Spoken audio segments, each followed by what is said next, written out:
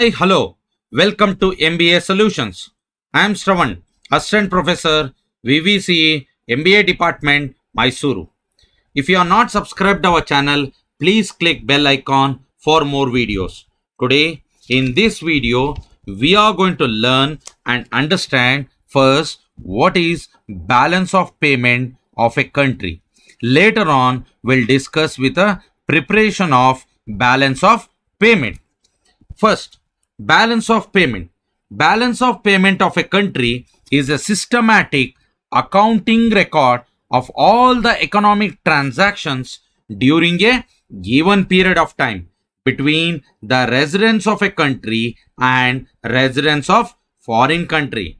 To put this in simple word, whatever the transactions that takes place with a country with rest of the world and all the transactions which are kept in the books of record, and that books of record is balance of payment. Now, who are all the residents of country?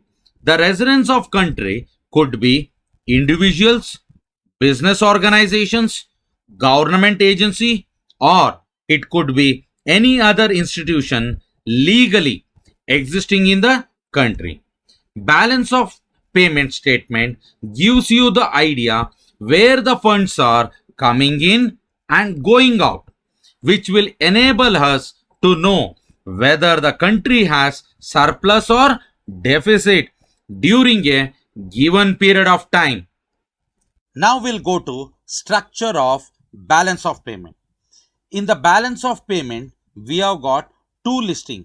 One is your payment. All the payments that has been done will be debited, and all the receipts that you have received, that will be credited. In the balance of payment, we have got two major account. One is your current account. The second one is your capital account. In the current account, we have got the following component. The first one is merchandise, that is the goods. If you are importing the goods, it will be debited because the money is going out. If you are exporting, then the money is coming in. That means we need to credit it.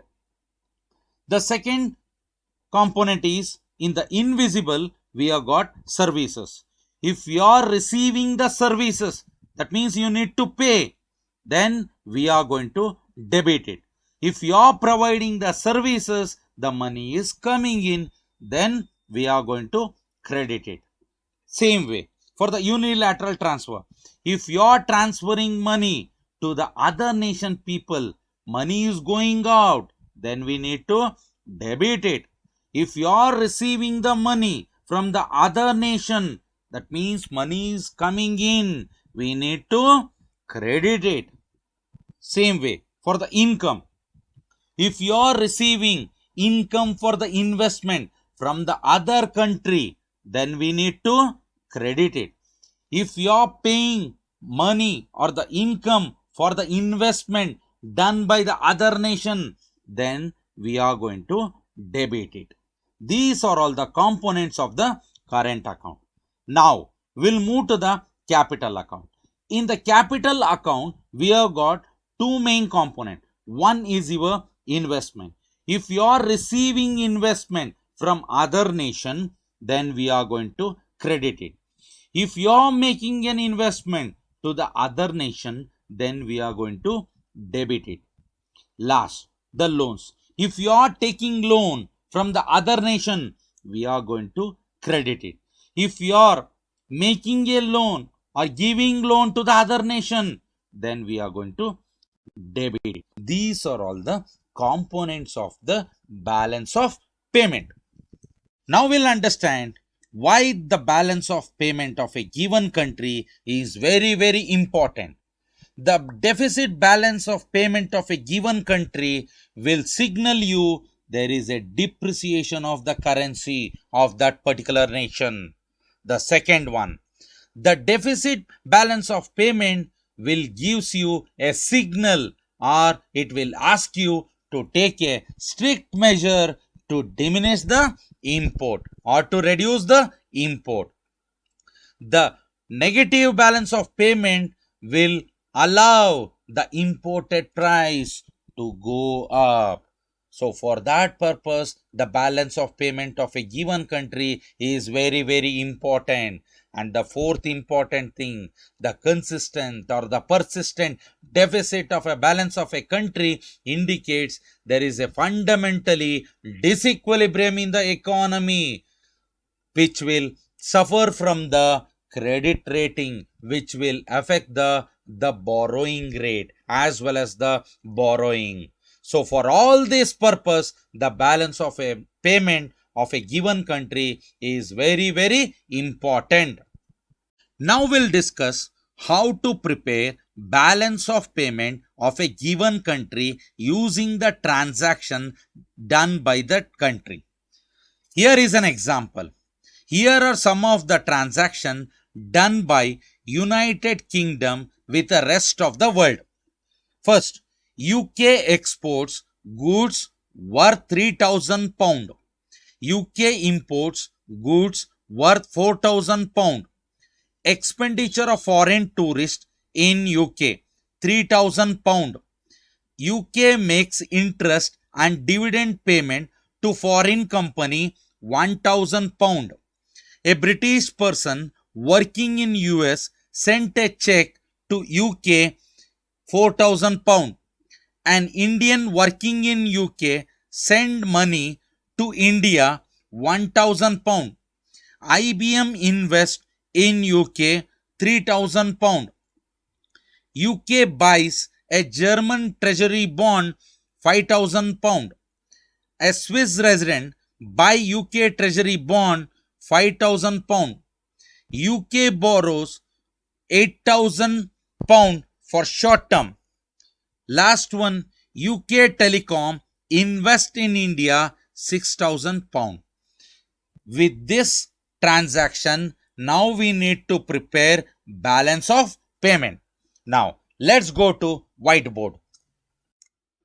Now with the following transaction, let us prepare balance of statement. First transaction, UK exports goods worth £3,000. That means money is coming in.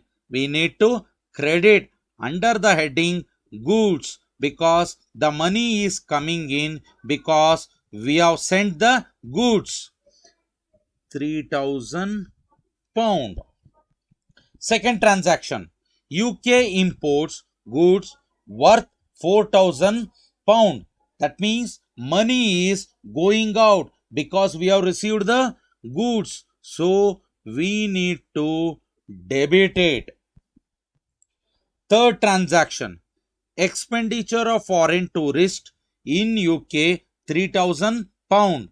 A person outside UK came to UK and took the service of the nation. So in turn, he is making payment for that service, that is 3,000. We need to credit it. Money is coming in since we have given the services. Next, UK makes interest and dividend payment to foreign company £1,000. Money is going out for what? For a company which has invested in UK. So we need to debit it under the heading investment income. Next, a British person working in US sent a check to UK £4,000. That means money is coming in. It is a unilateral transfer. There is no need for you to transfer once again. So you need to credit it under the heading unilateral transfer. Next, an Indian working in US sent money to India £1,000. It is also a unilateral transfer, but the money is going out. We need to debit it. Next, an IBM invest in UK £3,000. It is an investment coming to UK. So we need to credited 3,000 pound under the heading investment in the capital account. UK buys German treasury bond 5,000 pound. That means UK is making an investment in the other country. The money is going out. We need to debit it 5,000 pound.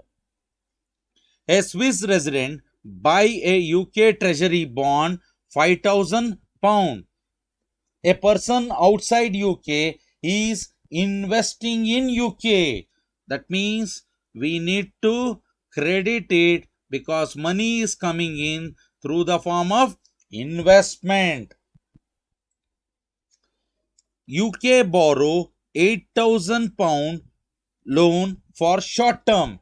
That means money is coming in through the form of loan. So we need to credit it. How much?